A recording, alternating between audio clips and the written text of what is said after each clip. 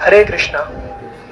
तो गुरुदेव की हेतु की कृपा से हम सब लोग नवदीप धाम पधारे। बहुत सारे नए भक्त हैं और बहुत सारे नए भक्तों के मन में प्रश्न उठता है कि हम जा कहाँ रहे हैं, ये नवदीप धाम है क्या, इसकी क्या महिमा है। जब मैं पहली बार आया तो मुझे भी पता चला कि भाई नवदीप धाम है, कुछ है, वहाँ कोई चैतन्य महाप्रभु है। तो मुझे तो यही लगा, अरे हो सकता है इन लोगों ने अपने कोई भगवान बनाए हो, ये चैतन्य महाप्रभु होता नहीं, कोई होते भी होंगे नहीं होते होंगे। लेकिन जब मैं धाम में आया और मैंने धाम की महिमा सुनी, यहाँ के कथा सुनी, महाप्रभु जी कथा सुनी, तो मैंने समझ गया कि वास्तव में तो भगवान कौन ही है, सच्चिदानंद गौर हरि। वास्तव में भगवान यही है। अभी हो सकता है कि हम लोगों के मन में भी संदेह हो, जैसे मेरे मन में आया, शुरू में आए, मैं सब लोग कह रहे भैया जी राधा कृष्ण है ना, यही क्या है, यही महाप्रभु है। तो मेरे मन में डाउट हो गया कैसे हो गए। तो इस चीज को हम श्रवण करेंगे। तो बताया कि भगवान भगवत गीता में कहते हैं मैं 3 कारणों से आता हूँ, परित्राणाय साधुनां, विनाशाय दुष्टतां और धर्म संस्थापनाय। 3 काम से दुष्टों का विनाश करने के लिए। लेकिन दुष्टों का विनाश करने के लिए भगवान को आने की जरूरत है या साधु की रक्षा करने के लिए भगवान को आने की जरूरत है? कहते नहीं। कहते हैं कि साधु को अगर रक्षा करने के लिए भगवान को आना पड़े तो साधु किस बात की? बोला है ना कि परित्राणाय साधुनां। मैं क्या करता हूँ, जो साधु हैं उनकी मैं रक्षा करता हूँ, जो ऑलरेडी रक्षित है। जिसका अर्थ होता है कि साधु का अर्थ है जो भगवान के नाम से रक्षित है। अब उसकी रक्षा करने भगवान कैसे आ जाएंगे, वो ऑलरेडी रक्षित है ना। तो कहते हैं ये तो भैया बात फेल हो गई। फिर कहते हैं धर्म की स्थापना करने के लिए, और धर्म की स्थापना करने के लिए क्या, धर्म की स्थापना करने के लिए भगवान को आने की जरूरत है? कहते हैं नहीं। भगवान क्या कर सकते हैं, प्रभुपाद जी को, श्रील भक्तिवेदांत नारायण गोसाई महाराज जी को, हमारे गुरुवर्गों को भेज देंगे तो वैसे धर्म का प्रचार हो जाएगा, वैसे प्रचार हो जाएगा। तो भगवान को आने की जरूरत ही नहीं है। कहते हैं दुष्टों को विनाश करने के लिए, अरे दुष्टों को विनाश करने के लिए भगवान को आने की जरूरत ही नहीं है। अब भगवान आए त्रेता युग में, किसको मारा? रावण को मारा। तो रावण के सर तो 10 थे लेकिन दिल तो एक ही था, एक हार्ट अटैक दे देते वैसे ही मर जाता। तो आने की जरूरत पड़ती नहीं पड़ती। लेकिन कहते हैं भगवान तब भी आते हैं। कहते हैं भगवान के जो भक्त है ना वो विरह में तड़पते हैं, वो विरह में तड़पते हैं, भगवान से प्रार्थना करते हैं हे प्रभु हमें दर्शन दो। वो इस कारण मरते हैं, इस कारण तड़प रहे हैं कि भगवान क्या कर रहे हैं, रो रहे हैं, बिलख रहे हैं कि हमें दर्शन दो। तो भगवान उनको दर्शन देने के लिए क्या करते हैं, आते हैं। आप लोगों ने देखा होगा प्रहलाद महाराज पे कितनी विपत्ति आई, हजारों विपत्ति आई। भगवान कितनी बार आए? एक बार भी नहीं आए। फिर भगवान क्यों कह रहे हैं कि मैं साधु की रक्षा करने के लिए आता हूं? कौन रक्षा करता है भगवान की, भक्तों की? ये भगवान का नाम। कौन करता है? भगवान का नाम ही रक्षा करता है। भगवान तो अंतिम में है। कब आए? जब परीक्षा की घड़ी आ गई कि इस खंबे में तुम्हारे भगवान है। तो भगवान ने कहा भैया अब तो जाना पड़ेगा, अब तो जाना पड़ेगा। भैया भगवान वार्म अप करने लगे, एक्सरसाइज करने लगे कि अब क्या करना पड़ेगा, खंबे को तोड़ के बाहर आना पड़ेगा। प्रहलाद जी ने बोला हाँ मेरे भगवान इसमें, और नरसिंह देव वहां से प्रकट हुए। बोल नरसिंह देव की। अब जब नरसिंह देव प्रकट हुए तो बताया कि इतने भयंकर विशाल नरसिंह देव, सभी देख के डरने लगे, थर थर कांपने लगे। ब्रह्मा, शिव, नारद, सारे के सारे देवी देवता सब भयभीत हो गए नरसिंह के रूप को देख के। ब्रह्मा जी अपनी डिक्शनरी फाइंड कर रहे हैं, चेक कर रहे हैं कि भैया ऐसा जीव तो मैंने कभी बनाया नहीं, ऐसा जीव तो मैंने बनाया नहीं, ऊपर से शेर नीचे से इंसान, मेरी तो डिक्शनरी में नहीं ऐसा इंसान, ये है कौन? तो ब्रह्मा जी को बोला आप पास जाओ। ब्रह्मा जी डर गए। भैया ब्रह्मा जी कह रहे मेरे बस की नहीं है। भोलेनाथ जी आप जाओ। भोलेनाथ जी कह रहे मैं तो शमशान में रहता हूँ, बड़े बड़े भूत प्रेतों से मेरा पाला पड़ता है, लेकिन भैया तब भी मेरा दिल ऐसा नहीं मचलता जैसा इनको देख के मेरा दिल मचल रहा है, मैं भी नहीं जाऊंगा। लक्ष्मी जी को बोला आप जाओ। लक्ष्मी जी से बोले तुम्हारे पति है, जाओ। कह रहे ये मेरे पति कैसे हो सकते हैं, मेरे पति तो सोए रहते हैं, मेरे पति तो सोए रहते हैं, और इनको देख जो देख ले तो उनकी तो नींद ही उड़ जाए, तो ये मेरे पति हो ही नहीं सकते। अब क्या करें? तो देखा एक छोटा सा बच्चा प्रहलाद, जिसके लिए भगवान आए, तो प्रहलाद जी को बोला आप जाओ।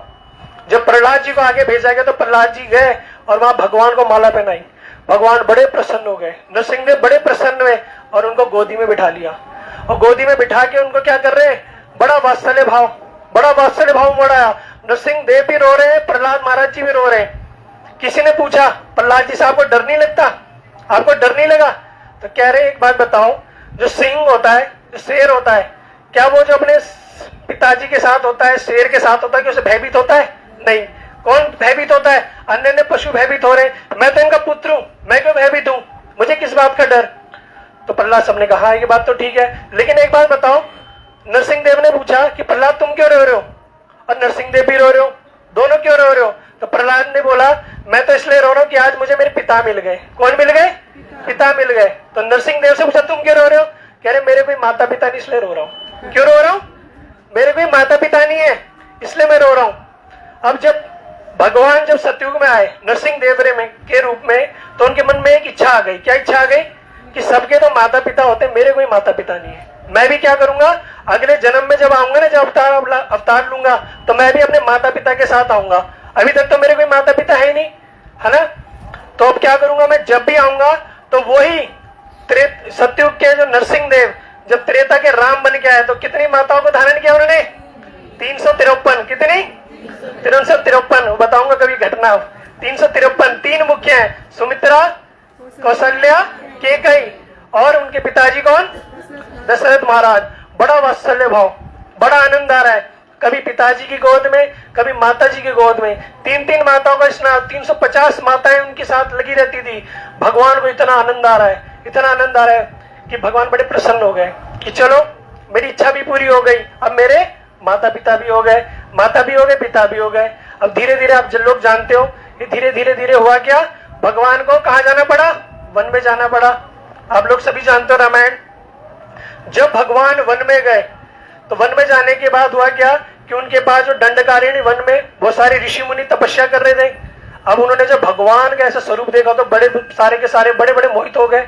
अब भगवान से प्रार्थना करने लगे कि भगवान हम क्या करो, हमें स्वीकार कर लो, हमें स्वीकार कर लो। भगवान ने कहा नहीं, मैंने वचन दिया है कि मैं एक ही स्त्री को से विवाह रहेगा। सीता जी को मैंने वचन दिया है कि तुम ही मेरी अर्धांगिनी रहोगे, तुम्हारे अलावा मैं किसी और को नहीं देखूंगा। तो मैंने वचन दिया है, लेकिन इस युग में नहीं। लेकिन जब मैं द्वापर में कृष्ण बन के आऊंगा ना, तब तुम्हें स्वीकार करूंगा। तो आप देखना, कहा जाता है रामचरित्र बड़ा पवित्र, कृष्ण चरित्र बड़ा विचित्र है। हम तो क्या करते हैं, कृष्ण को बोलते हैं कृष्ण छलिया थे, इतनी उतने क्या 16,108 पटरानियां थी, इतनी सारी गोपियों के साथ रास रचाया। अरे कृष्ण की गलती नहीं थी, ये सारा किसने किया था? ये जो एक्सीडेंट तो किया था राम जी ने, और उसका फाइन कौन भर रहे? कृष्ण। कौन भर रहे? कृष्ण। बेफालतू में कृष्ण फंस गए। सारा किया किसने? राम जी ने। वचन किसने दिया? राम जी ने। सूप न खाई, क्या बोला? तब एक्सेप्ट करूंगा। जब आगे गए भगवान श्री राम, जब चित्रकूट में गए तो वहां बहुत सारे महात्मा आ गए। महात्मा आ गए सारे के सारे राम जी के पास, और राम जी के पास रोज दर्शन करने आ रहे हैं। लेकिन पहले दिन 100 आए, अगले दिन 50 हो गए, अगले दिन 25 हो गए, अगले दिन गायब। राम जी ने कहा भैया ये क्या हो गया, मेरे दर्शन करने के लिए सारे जगत के लोग आते हैं, अरे साधु लोग कहाँ गए? लक्ष्मण जाओ पता करके आओ। तो लक्ष्मण जब पता करने गए तो देखा कि सारे के सारे जो ऋषि मुनि थे ना, अपने कमरे के बाहर बैठ के पत्थर ठोक रहे। कोई मोटा पत्थर, कोई बड़ा पत्थर, कोई गोरा पत्थर, कोई काला पत्थर ठोक रहे। लक्ष्मण जी ने पूछा भैया ऐसा क्यों कर रहे, ऐसा क्या कारण? तो राम जी ने पूछा क्या ऐसा क्यों कर रहे हैं? कह रहे प्रभु आप ही जाके पूछो, मुझे तो नहीं पता। प्रभु श्री राम लक्ष्मण के साथ गए, सारे ऋषि मुनि बैठे हुए थे, पूछा ऐसा क्यों कर रहे हो? कह रहे प्रभु क्या बोले, हमने देखा कि आप भी वन में रहते हो, हम भी वन में रहते हैं, और आपके पास जो आपकी अर्धांगिनी है ना, कौन? जानकी जी, हमने देखा आपकी बड़ी सेवा करती है, आपके लिए बढ़िया सुंदर रसोई बनाती है, आपके लिए वस्त्र धो देती है, आपके चरण पखारती है, हमें बड़ा आनंद आता है ना। और हमने सुना आपने एक पत्थर के ऊपर, शिला के ऊपर पैर रख के उसे स्त्री बना दिया। तो हम भी चाह रहे हैं कि हमारे पास बड़े सुंदर सुंदर पत्थर, आप क्या करो इनमें चरण रख दो और इन्हें क्या बना दो, बड़ी सुंदर सुंदर स्त्रियां बना दो, हमारी भी सेवा हो जाएगी। भगवान ने कहा हे भगवान, मैं तो यहाँ आया था इन सबको ब्रह्मचारी बनाने, अरे कहाँ जा रहे? सारे गृहस्थ में जा रहे। तो कहा जाता है कि रावण किसको ले गया? सीता जी को। लेकिन नहीं, इसमें राम जी का ही हाथ था। किसका हाथ था? राम जी का हाथ था। राम जी ने कहा भैया अगर ये सीता मेरे साथ नहीं होती तो इनके मन में भाव भी नहीं आता। और अगले दिन ही रावण आया और क्या किया, सीता जी को लेके चला गया। और प्रभु श्री राम के विलाप कर रहे, हाँ सीते, रो रहे, बिलख रहे, सारे के सारे ऋषि मुनियों के सामने जा जाके और तेज रो रहे। अब सारे ऋषि मुनि सोच रहे भैया ठीक हुआ, ये भगवान होके इतना रो रहे हैं, हम तो भैया साधारण इंसान है, अगर हमारी पत्नी को कोई उठा के ले जाता तो हम कितना रोते हैं। तो भैया हमें नहीं चाहिए पत्नी, होती नहीं, हमें नहीं चाहिए। वो सारे के सारे ऋषि मुनियों ने मना कर दिया कि भैया हमें नहीं चाहिए। आगे गए, जब भैया मिथिला में गए, सब जगह गए, सारी की सारी रानियों ने बोला कि प्रभु हमें एक्सेप्ट करो। भगवान ने कहा नहीं, इस युग में नहीं, जब मैं द्वापर में आऊंगा तब तुम्हें एक्सेप्ट करूंगा। भगवान ने क्या किया, सारे के सारी जो रानियां थी सबको किसके ऊपर डाल दिया? कृष्ण के ऊपर, सारे कृष्ण के ऊपर डाल दिया। आप अगर देखोगे कि कृष्ण ने एक भी विवाह अपनी मर्जी से नहीं किया, एक भी विवाह अपनी मर्जी से नहीं किया। और हम कहते भैया कृष्ण क्या बड़ी छलियां हैं। अरे सारे का सारा जो ये जो सिलाई बुनाई किसने की? राम जी करके गए, राम जी करके गए। कृष्ण कृष्ण तो बेचारे फंस गए, बेचारे फंस गए। अब हुआ क्या, सब इतना सब हो गया, सीता जी को रावण ले गया। अब उन्होंने क्या किया, निषाद राज के पास गए हेल्प मांगने, बाली के पास गए, और किसके हनुमान जी मिले, सब लोगों के पास गए। भगवान ने देखा कि सब कुछ ठीक चल रहा है, सब कुछ ठीक चल रहा है। बड़ी मुसीबत आई, सीता जी को लेके भी आ गए, सब कुछ ठीक रहा। फिर सीता जी को लेके आ गए, लेकिन भगवान के मन में ना दो इच्छा आ गई। कितनी इच्छा आ गई? दो इच्छा। पहले आई एक इच्छा, अब आ गई दो इच्छा। अब दो इच्छा क्या थी? कह रहे मैं वन में भी रहा, सब जगह रहा, सब कुछ हुआ, ठीक ठाक रहा। मैं चाहता था कि मेरा विवाह हुआ, सब चाहते हैं कि विवाह करके पत्नी के साथ रहे। जब मैं घर में रहना चाहता था तो केकई ने क्या किया, वर मांग के मुझे वन भेज दिया। अब वन में गया तो रावण उठा के ले गया, और जब वन से घर ले आए तो फिर उसने, किसने, धोबी ने ऐसा किया तो उनको जाना पड़ा। कह रहे मुझे तो भैया पत्नी का सुख प्राप्ति नहीं हुआ, मुझे मधुर रस का आस्वादन करने का प्राप्ति नहीं हुआ। कब आई सीता और कब चली गई, आनंद नहीं आया। अब कोई पत्नी आए चले जाए मायके तो अच्छा लगेगा पति को, है? पति तो रोएगा कि भैया कहाँ गई पत्नी। कुछ कुछ को अच्छा लग सकता है, बात अलग है। अब राम जी तो क्या कर रहे हैं कि भैया मर्यादा पुरुषोत्तम में दूसरा विवाह भी नहीं कर सकते।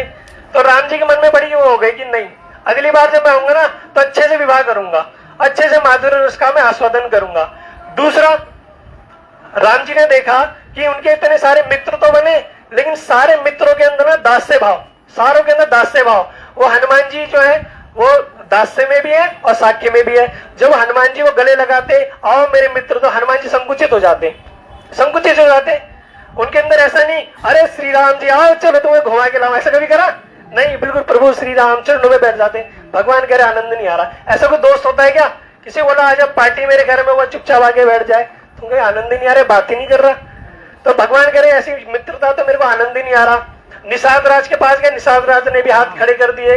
बाली के उसके पास गए, बाली के पास गए, उसने भी, सुग्रीव के पास गए, उसने भी ऐसा कर दिया। भगवान कह रहे मेरे को मित्र नहीं मिले, अच्छे मित्र तो मिले लेकिन मित्रता में मजा नहीं आया। ऐसी मित्रता हो कि कैसे, जैसे यारी दोस्ती हो, बिल्कुल जीने मरने की कसम खाने वाली, कि मजा आ जाए। लेकिन भगवान के मन में दो इच्छा आ गई।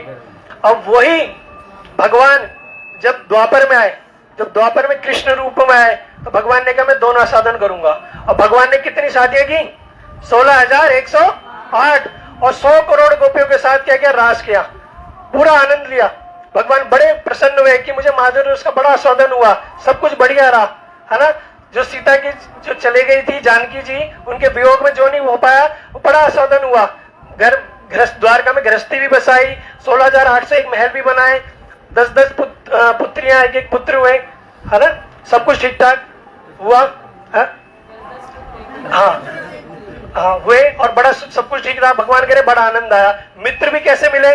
सुबल सखा, मधु मंगल, ऐसे ऐसे मित्र मिले।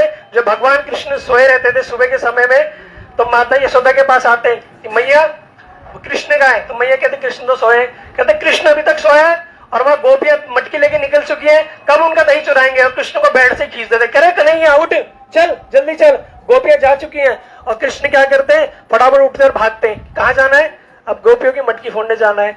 उनके मित्र मधुमंगल, सुबल सखा इत्यादि, उनकी इतनी सारी घटना, इतनी सारी। भगवान कभी कभी खेल खेल में कैसा खेल खेलते हैं कि आज जो हारेगा वो घोड़ा बनेगा। तो भगवान कभी कभी हार जाते हैं, तो भगवान को बोलते घोड़ा बन। भगवान कहते मैं क्यों बनूं, मेरे पास 9 लाख गाय हैं। उनके मित्र कहते मधुमंगल तेरे पास 9 है, तो मेरे पास 12 लाख है, तो घोड़ा बन। तो भगवान कृष्ण को घोड़ा बनना पड़ता था, और उनके ऊपर वो मधुमंगल बैठ के सवारी किया करता था। भगवान को बड़ा आनंद आ रहा है। ऐसे भगवान ने कहा मित्र हो तो ऐसे हो, सखा हो तो ऐसे हो। घर से कोई वस्तु लाए तो भगवान की छीन ले और खा ले। भगवान भी क्या करते हैं, मुंह से निकाल निकाल के खाते। भगवान ने बड़ा साक्य रस का बड़ा आस्वादन किया, बड़ा आनंद आया। लेकिन सब चीज करने के बाद भी, सब चीज करने के बाद भी सतयुग में एक इच्छा हुई, त्रेता में कितनी इच्छा हुई? 2 इच्छा हुई, और द्वापर में आते ही भगवान की 3 इच्छा हो गई, 3 इच्छा हो गई। भगवान ने देखा भैया ये राधा रानी है ना, ये राधा रानी कोई साधारण नहीं है, इनकी मधुरिमा का है। ये राधा रानी कैसी है? भगवान देख रहे हैं कि राधा रानी जब उनके पास होती है तब भी क्या होती है? उनको विरह हो जाता है, और कभी कभी मिलन हो जाता है। राधा रानी क्या करती है, तमाल वृक्ष उसको आलिंगन करके आलिंगन करती है और उनका अनुभव होता है कृष्ण। मेघों से, जो मेघ होते हैं उनसे बातें करती है। भगवान कह रहे भैया ऐसा आश्चर्य तो मैंने कभी देखा ही नहीं। अब क्या करें, एक ब्रज की बड़ी सुंदर घटना आती है। एक बार भगवान कृष्ण और राधा रानी को मिलना था।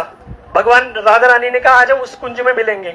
भगवान ने कहा ठीक है, मैं समय पे पहुंच जाऊंगा। अब राधा रानी वेट कर रही है, वेट करते करते 1 घंटा हो गया, 2 घंटा हो गया, भगवान कृष्ण आए नहीं। अब क्या करो, ढूंढो कृष्ण को। कृष्ण फटाफट वहां से दौड़ते हुए आ गए। पूछा कहां थे, कह रहे ट्रैफिक जाम में फंस गया था। कह रहे ट्रैफिक जाम में, कहते हाँ मेरी 9 लाख गाय जा रही थी, उधर से मधुमंगल की 12 लाख गाय आ रही थी, तो ट्रैफिक जाम हो गया, तो इसलिए मुझे समय लग गया। तो राधा रानी जो ललिता है उन्होंने कहा भैया कृष्ण बड़े झूठे हैं, ये सच नहीं बोलेंगे। उन्होंने ड्रोन मंगाया, जो लाइव सीसीटीवी कैमरा फुटेज मंगाई है कि कृष्ण कहाँ थे। तो उनके तोते सुकिन सारी राधा रानी के वो गए और आए। राधा रानी के, राधा रानी ये कहाँ थे, ये तो उसके कुंज में थे। किसके कुंज में, चंद्रावली के कुंज में। अब ललिता को बड़ा क्रोध आ गया, लाल पीली हो गई। राधा रानी को बोला राधा रानी आप बड़ी भोली हो, आप यहीं बैठ जाओ, आप कहीं मत जाओ, आप अंदर जाओ, कृष्ण को हम देख लेंगे। अब कृष्ण डर गए, बड़े भयभीत हो गए। कृष्ण को बोला इधर आ जाओ। और कृष्ण की आदत क्या है, जब खड़े होते कैसे खड़े होते हैं, त्रिभंग रूप में। तो जैसे भगवान ऐसे खड़े हुए, राधा रानी उन्होंने कहा, ललिता ने, ए कृष्ण सीधे खड़े हो जाओ। कृष्ण बिल्कुल सीधे खड़े हो गए, छोटे बच्चे की तरह है। अच्छे बच्चे कैसे और मुंह में उंगली कैसे। कृष्ण डर गए ललिता से, बिल्कुल सीधे खड़े हो गए। ललिता ने देखा पहली बार मैंने भगवान को सीधा खड़ा देखा है, नहीं तो ये भी टेढ़े, इनके काम भी टेढ़े, अरे बड़े सीधे अच्छे लग रहे, सीधे साधे खड़े। और ललिता ने कहा देखो कृष्ण, तुम हर बार कुछ ना कुछ गड़बड़ करते हो, लेकिन आज तुम्हें हम ऐसी सजा देंगे ना, तुम जिंदगी भर याद रखोगे। कृष्ण ने कहा क्या सजा है बताओ। कह रहे आज के बाद हमें तुम्हें राधा रानी से मिलने नहीं देंगे। जैसे ही कृष्ण ने सुना, कृष्ण तो बड़े रोने लगे। कह रहे नहीं, चरणों में गिरने लगे। कह रहे सब कुछ करा लो, लेकिन ये सजा मत दो, ये सजा मत दो कि राधा रानी से मुझे वंचित मत करो। आप तुम जो बोलोगे हम कर लेंगे। उन्होंने बोला जो बोलोगे कर लोगे। कहते हाँ। कहते जो तुम्हारे घुंघराले बाल है ना, ये घुंघराले जो लटाए हैं जिसमें तुम अपनी सारी गोपियों को फंसा के रख दो, तुम्हें क्या करना पड़ेगा, इसका मुंडन कराना पड़ेगा, इसका मुंडन कराना पड़ेगा। भगवान कृष्ण ने कहा हाँ मैं इतना कर दूंगा, बालों को मैं त्याग दूंगा राधा रानी के लिए, मैं उसने घुंघराले केशों को मुंडन करा दूंगा। तो ललिता ने कहा ठीक है। और मैंने सुना है तुम्हारे पास में मोर पंख है और जो तुम्हें पहन के रखते हो पीताम्बर, ये बड़ा चमत्कारी, ये अपनी ओर क्या करता है, सबको आकर्षित करता है, ये तुम्हें पीताम्बर भी उतारना पड़ेगा। कृष्ण ने कहा अच्छा पीताम्बर उतार दूंगा तो पहनूंगा क्या। तो वहां पास में राधा रानी की चुनरी थी, बोला कि तुम्हें चुनरी ओढ़नी पड़ेगी। चुनरी का कलर कैसा होता है, लाल गुलाबी पीला काला सभी बता दिया। कौन सा होता है, गुलाबी। राधा रानी की चुनरी का कलर है गुलाबी। तो गुलाबी वस्त्र बना दीजिए, संन्यास कलर ये पहना दिया, मुंडन भी हो गया, ये भी हो गया। कृष्ण ने कहा देखो सब कुछ कर लेना, लेकिन मेरी बांसुरी मत लेना, या बांसुरी के बिना भी नहीं रह सकता। उन्होंने ललिता ने कहा नहीं फिक्र मत करो, तुम्हारी बांसुरी नहीं लेंगे, इधर दो, हम तुम्हें इससे बड़ी बांसुरी देंगे। और बांसुरी लेके उन्हें पकड़ा दिया संन्यास दंड। क्या पकड़ा दिया, संन्यास दंड, ये लो सबसे बड़ी बांसुरी। और जब देखा तो कृष्ण तो बड़े सुंदर लग रहे हैं, सीधे साधे संन्यास वस्त्र में मुंडन करके और हाथ में संन्यास दंड। ललिता ने कहा ये कृष्ण तो बड़े सुंदर लग रहे हैं, इनके नजर ना लग जाए। अपना फटाफट तिलक लिया, काजल लिया और कृष्ण के लगाया। अरे धत तेरी की, काले के ऊपर काला दिखेगा, नहीं दिखेगा। क्या करो, इनको क्या करो, राधा रानी के ब्यूटी पार्लर में ले जाओ, राधा रानी के ब्यूटी पार्लर में ले जाओ और इनको गोरा बनाओ। और वही जो कृष्ण को उन्होंने गोरा बनाया, जो संन्यास धारण करा के, वही कृष्ण क्या कहलाए, सचिनंदन गौर हरि। वो सचिनंदन गौर हरि की जय। अब एक बात बताओ, आप लोग फिल्म देखने जाते हो, सभी लोग जाते होंगे ना फिल्म देखने। फिल्म देखने जब गए, फिल्म में क्या होता है कि हीरो हीरोइन होगा, विलन होगा। कभी कभी क्या करता है विलन, हीरोइन को उठा के ले जाता है। अब हीरो जो होता है कमजोर होता है, फिर वो क्या करता है जिम विम करता है, प्रोटीन शेक पीता है, फिर इंटरवल हो जाता है। इंटरवल के बाद दिखाते हैं हीरो की बॉडी बन गई। अब बताओ पहले वाला हीरो और इंटरवल के बाद वाला हीरो अलग अलग है, एक ही है, एक ही है ना। ठीक उसी प्रकार जो कृष्ण थे, कौन, द्वापर के कृष्ण, जब उन्होंने अपना वेश बदला इंटरवल के बाद, जब वो कलयुग में आए, तो वही क्या कहलाए, सचिनंदन गौर हरि। वही सचिनंदन गौर हरि कहलाए।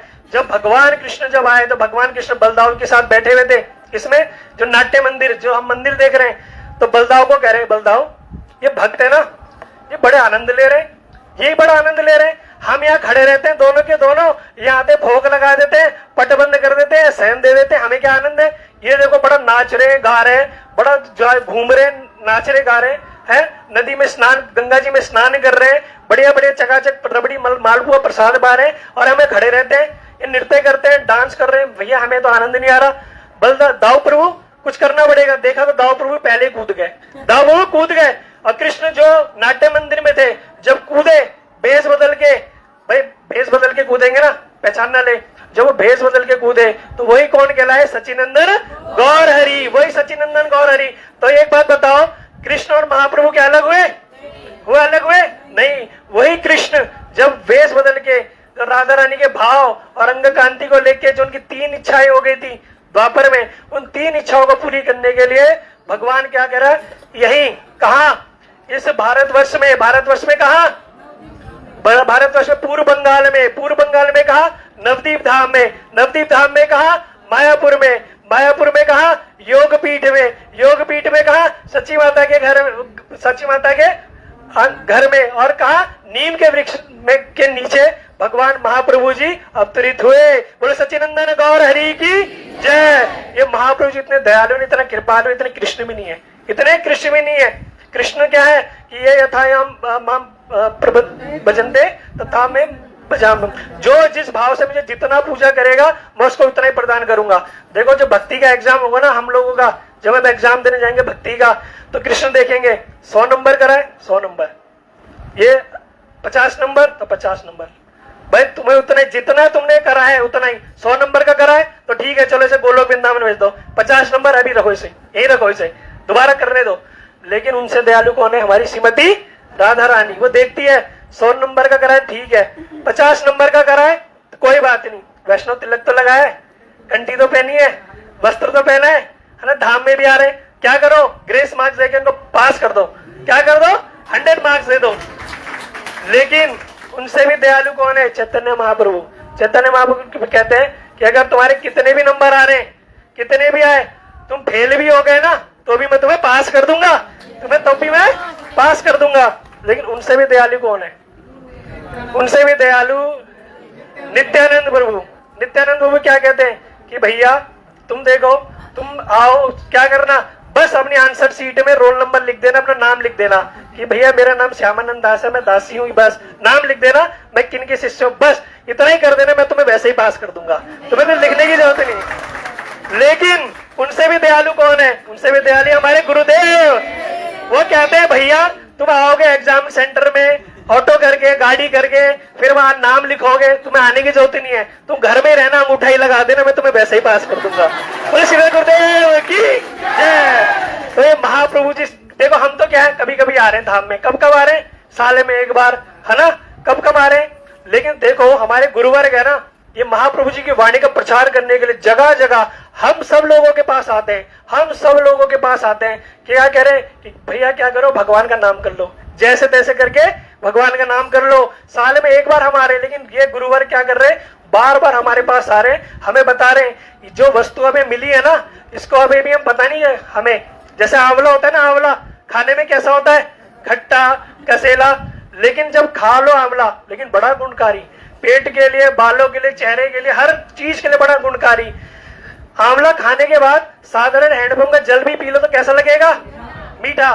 ठीक इसी प्रकार अभी हो सकता है हमें लगे अरे एक एक कमरे में 8-8 लोग ठहरे हैं, अरे प्रसाद कैसा पाना पड़ रहा है, जमीन में पाना पड़ रहा है, सुबह सुबह 5 बजे पैदल जाना पड़ रहा है ना, और क्या क्या हो रहा है, ठंड भी लग रही है, मच्छर भी काट रहे हैं। तो भैया ये सब मत देखो, हो सकता है भी आपको कड़वा लगे, हो सकता है कड़वा लगे, लेकिन बाद में जो इसकी मिठास होगी ना, जो आपका जीवन ही बदल देगी, जीवन बदल देगी। आपके जीवन में जो वस्तु, मूल वस्तु आएगी ना, उसकी आप कल्पना नहीं कर सकते।